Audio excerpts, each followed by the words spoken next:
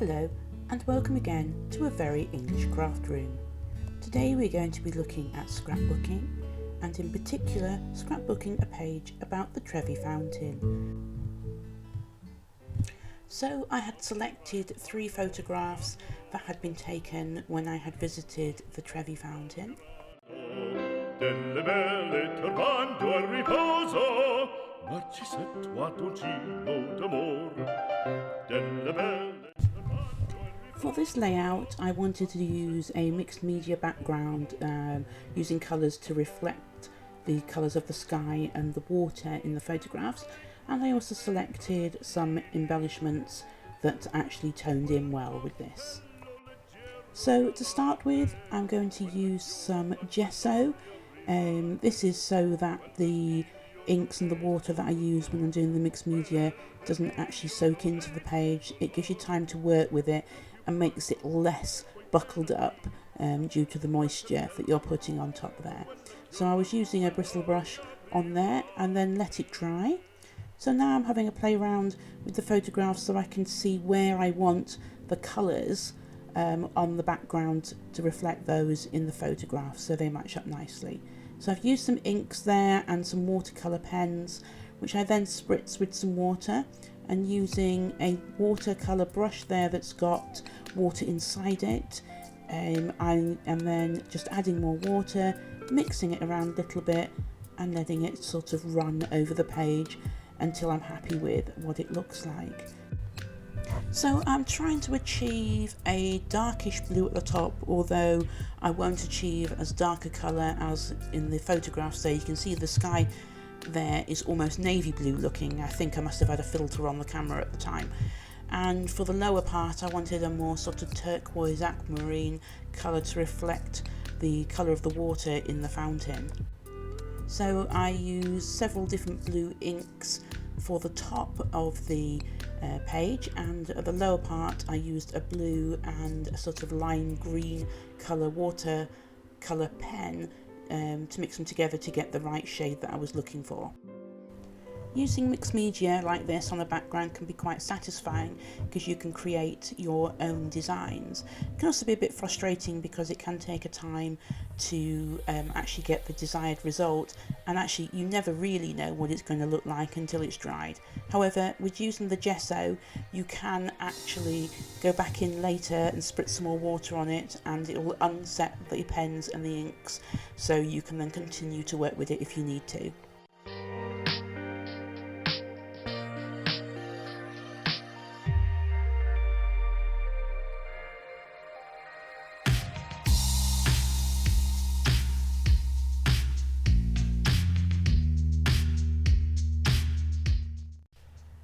So as you can see, this is speeded up quite significantly. This is times 8 real time, and you can see I'm going in and adding more blue ink to the top and more blue pen to the top.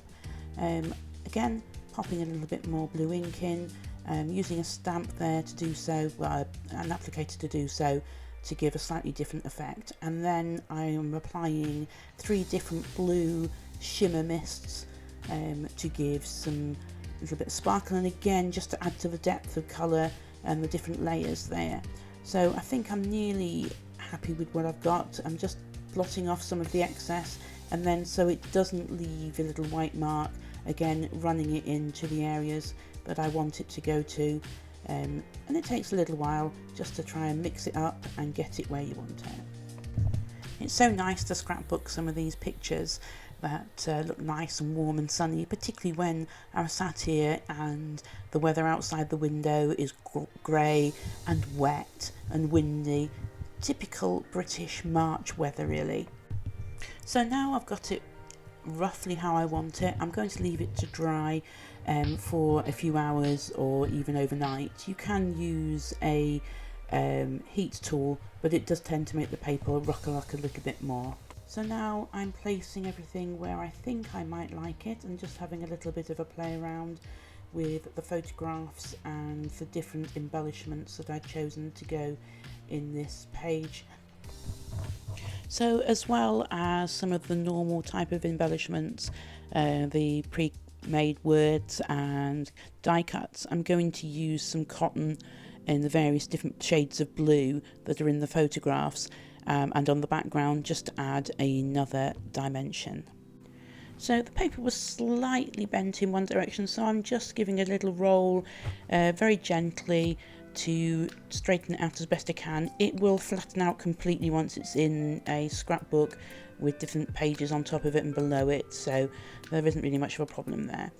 So just having a look to see how I want the photographs to look, and then placing other bits around them. I'm quite pleased with the way the backgrounds turned out. I think the colours do match in very well with the photographs. I'm laying things on, and then I'm going to mark in a second with the pencil the position of the photographs, just so I can get them back in the same place. I use various different techniques for doing this. Sometimes I use the pencil, and quite often I'll take a photograph on my phone to document where I've put everything, so that when I take it off the page in order to start sticking things down, I can then have some clue as to where I put things. Because I've got 3 photographs on there and some of the embellishments I'm using are quite large, I'm not going to use a lot of embellishments. Just playing around there with a couple of words. I think one says memories and I think the other says fabulous. So I really wanted to say fabulous memories or discover memories or something like that. And I end up with them roughly where they are now. So just popping some of those curls of thread on there. So all I've done is just wound a length of thread around my fingers and then just tease it and pull it out a little bit so it forms a little messy swirl of cotton. So you can see I've used a sort of mid-blue thread there and an aquamarine thread as well, just to give 2 different colours and to reflect the colours that are on the backing paper there. So as I'd used a few hearts up at the top of the page, I wanted to use a few smaller hearts in some of the colours to reflect those already there, and I'd already got some stuck on a page that came with some pre-made words, so just cutting out the blues and the greens and sort of a yellowy colour one, and just experimenting a little bit as to where to put them. Again, I didn't really want to overwhelm the page with too many large embellishments. There are a couple of large ones there already, and the main emphasis is the photographs and the backing paper with the mixed media.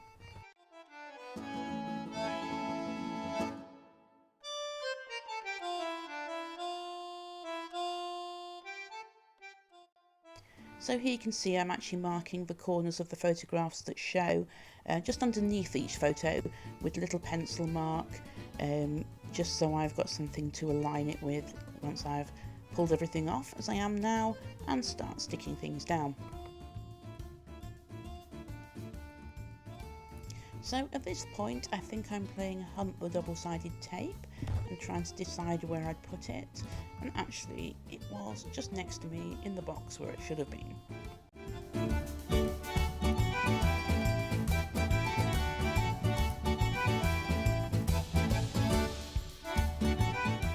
So here I'm lining the photo up with the little pencil marks I'd made so that I get it in roughly the right position and the right angle, because when you're putting things not straight, sometimes the right angle makes all a difference. If I was putting them straight, I'd use the T-square to get them straight. So I'm using the offcut of a journaling card from another page that I'd done from this trip to Rome.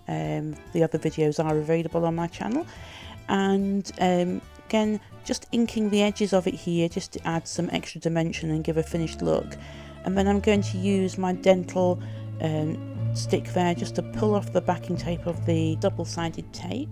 So now I'm trying to tuck it behind the photograph, but the tape on that photograph was quite near the edges, so I've just used the dental tool there again just to ease up the edges of the photo so I can tuck the journaling strip there behind, and I will add some journaling to that towards the end of the layout.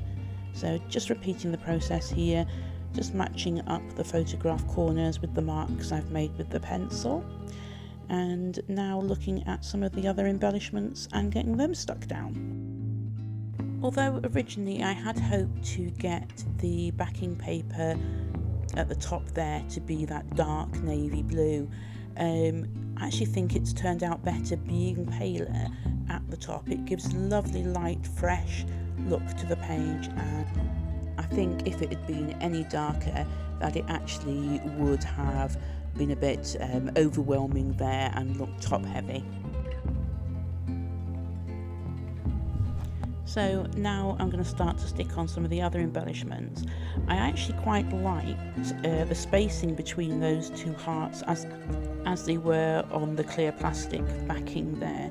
So I just actually used that to help me line them up where I wanted them on the page there, and added a third one from. So I'm just going to continue adding the embellishments, using the stick there to pop them underneath other embellishments if need be.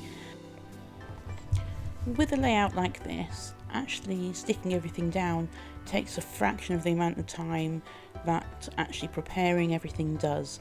So for example, getting the background painted and dried, and gathering together the embellishments that you want.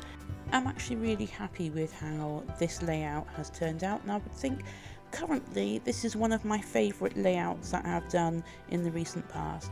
So now this page is finished, I would like to thank you for joining me, and if you have enjoyed this video, ask that you will click on the like and subscribe buttons and join me again in a very English craft room.